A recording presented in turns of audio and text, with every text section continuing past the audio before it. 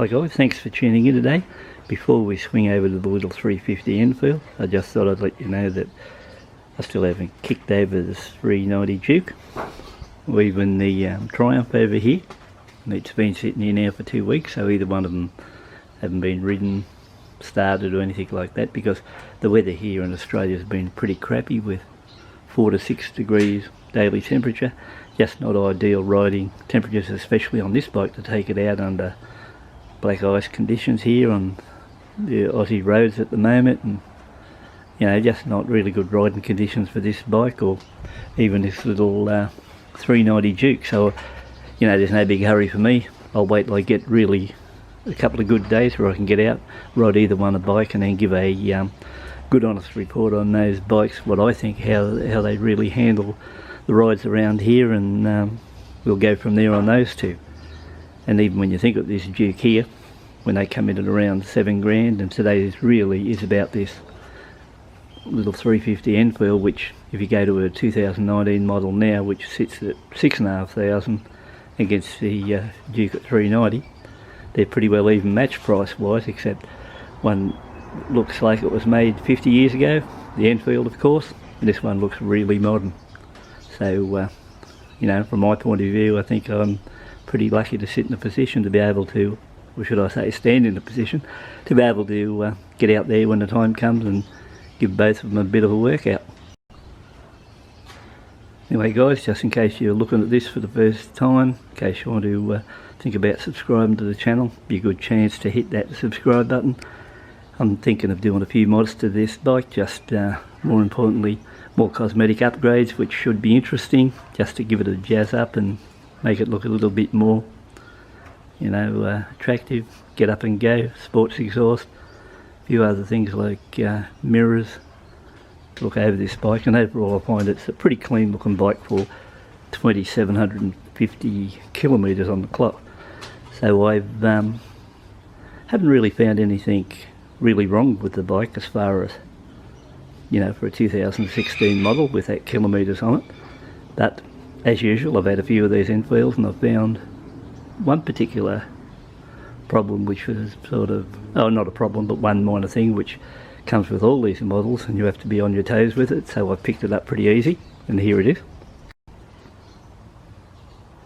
So if we step back in 2009, when these bikes first hit the market in the C5, right in this section here, this is where the Regulator used to live. And it sat in that area right up to about 2016, when they brought it out and brought it back and sat it right under the solo seat here from around about 2016. And the only problem was there sat on a little bracket itself, Regulator, but it was prone to vibration on that bracket. And a couple of bikes I had in that 16 era, well, they only lasted a short period of time, and it was a flimsy looking bracket that Enfield made for them. And on a 500, which had a lot of vibration, here's the example. This bracket's broken. I used to find that from new they'd last about 300 kilometres, 500 kilometres, and just snap off. See this screw here?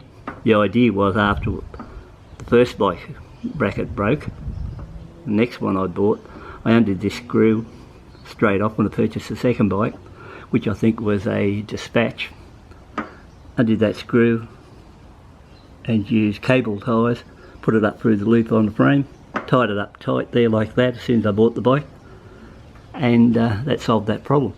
And after that, Enfield brought out a revised bracket, heavier duty one, but I don't know if that worked or not, but I'm going to have to order another bracket for here, because you can see it's moving around quite a lot. After that, on your inside of the ECU box, from around about 2017 onwards, they've moved the Regulator again down to the inside section there. So it's had 3 changes during that time, so that is one area which I'll have to get into and tighten this bracket down. I'll still be able to put a cable tie in there and just hold it there like that, and that should stop it moving around, save me any drama, but that'll be just a minor thing to fix up. just for something else for you guys who looking at an Enfield for the very first time. These 350s run for a single, run what they call a twin spark motor, and it's got 2 spark plugs in the cylinder head, so we've got one here. Let me swing over to the main. We've got that sitting up here.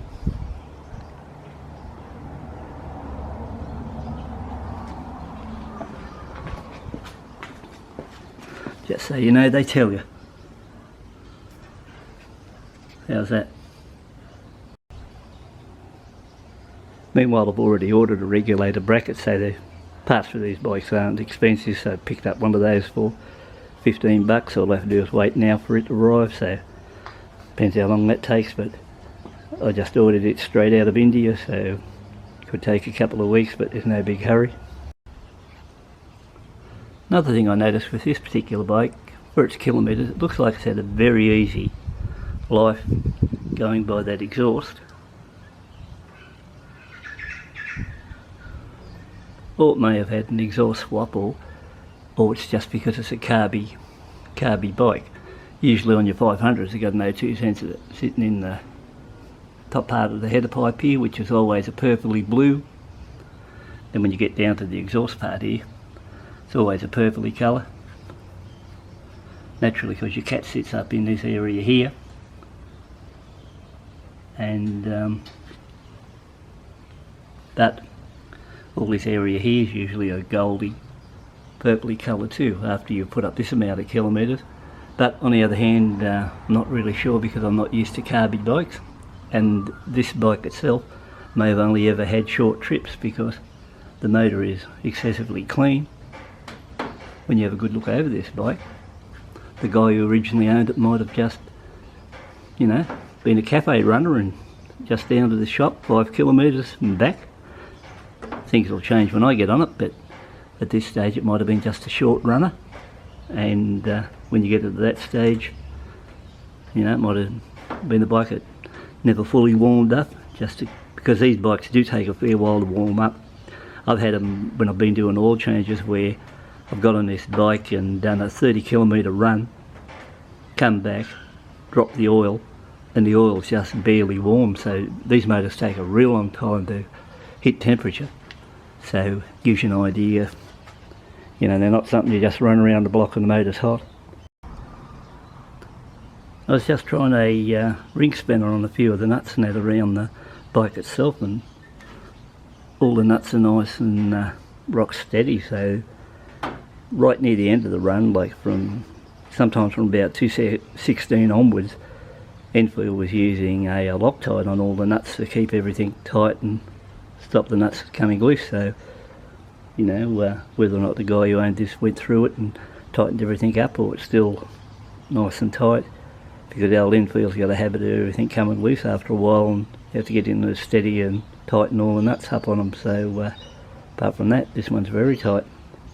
Well, the early Classic 500s, they also had that offset front fork for the first 2 or 3 years, and some of those were, not all of them, but some of them were prone to handling problems and high speed wobbles. Now, the only difference between, you know, you think to yourself, oh well, why'd they put it on this bike? Well, the Classic 500s in the early days, they had an 18-inch front and back wheel, and where this bike here has got it's got a 19-inch front wheel, 18-inch back. So on the 350 they did a 19-inch front, 18 back, and on the Classic 500 is 8-inch front and rear. So when they came out and that high-speed wobble cut into it, what happened after that, they brought out the revised version. So then they did a steering angle adjustment, stayed with the 18-inch back wheel, brought a 19-inch wheel to the front, and like I said, did a steering angle adjustment, and that cured the high-speed wobble. And after that there was no more complaints about any wobbling in the steering on the Classic 500, and I had quite a few Classic 500s and never had any drama with any steering problems or wobbling at high speed once you got up to 110 k's plus. So that solved that issue with the early model or the early model C500s. So guys, overall if you look at the fit and finish on this bike, on the paint, and you swing down to the chrome,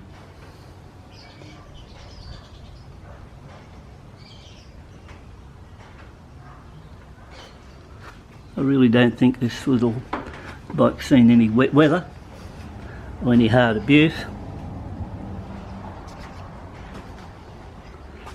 So that really concludes today's video, and like I said, the only thing looking over it is the bracket, which I've just ordered, and we'll get into it later on and start doing a few mods to this, and when the weather improves I'll get on to the working on the KTM 390 Duke and the Triumph, and we'll see what happens from there. And once again, thanks for tuning in and taking a look.